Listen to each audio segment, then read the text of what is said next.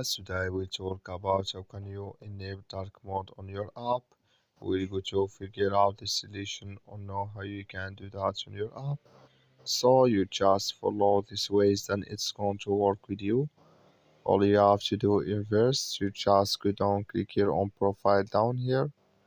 When you just click on profile, it's going to take you to your profile here.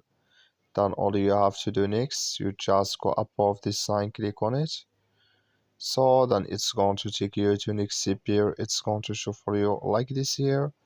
Then you click here on appearance, you just click on it. So then it's going to take you to this list here. You click on dark.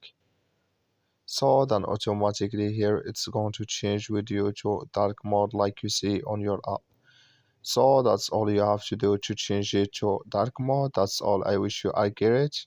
So thank you for your watching. Don't forget to support us by like and subscribe.